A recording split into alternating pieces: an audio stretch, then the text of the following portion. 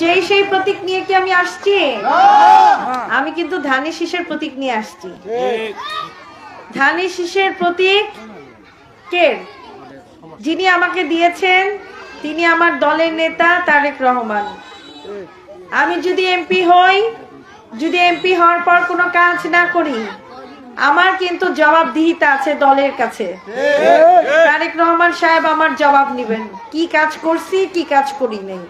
কিন্তু যারা স্বতন্ত্র প্রার্থী হয়ে দাঁড়াইছে তাদের কোনো দলের নেতা আছে? তাহলে তারা কার কাছে জবাব দিবে? তারা করলে কাজ করবে, না করলে না করবে, তাই না? তাইলে চাচা চাচিরা আপনারাই বলেন, এই চরের দ্বন্দ্বের কারণে সবসময় আপনারা এমপি পাইছেন কোথাকার? পূর্ব অঞ্চলের না পশ্চিম এমপি পাইছেন? তাহলে এই যে স্বতন্ত্র গুলো গজাচ্ছে, এইগুলাকে কি আপনারা কোন মার্কায় ভোট দিবেন নাকি ধানের শীষ মার্কায় ভোট দিবেন? এখানে নদী নদী আমাদের যে নদী খনন হচ্ছে, নদী ভাঙন হচ্ছে, এই নদী ভাঙন রোধ করতে হবে না? এই নদী ভাঙন রোধ কে করবে? এমপি হইলে না করবে?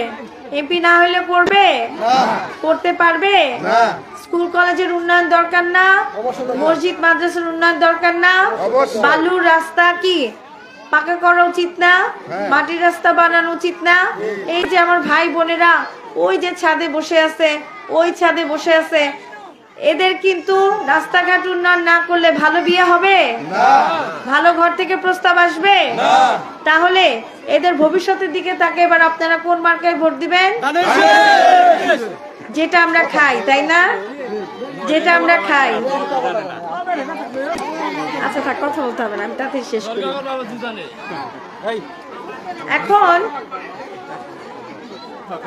মাইকটা একদম ভালো না, কেউ সাউন্ডও নাই।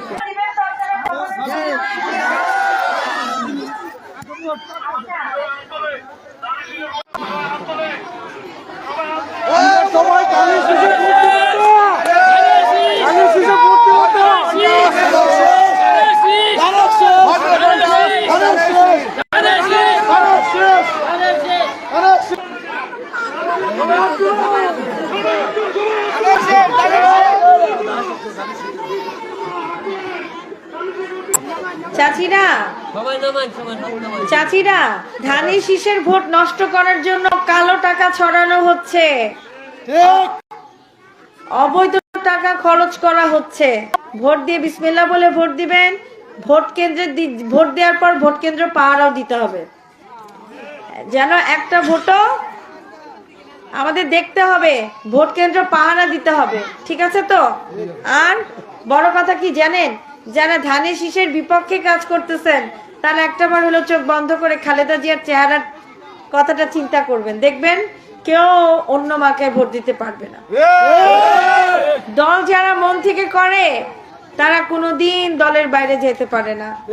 আর যারা বাইরে যাবে দেখেন তারা শান্তিতে নাই, মনটা খচখচ করতেছে, চোখে ঘুম নাই, কষ্টে আছে, বেশ কষ্টে আছে চাচারা, ঠিক আছে? কাজেই এবার আমাদের একটাই ভোট, ধানের শীষ। সবাই দোয়া করেন আমার জন্য, আমিও আপনাদের জন্য কাজ করতে চাই, আমার মা বোনদের জন্য কাজ করব।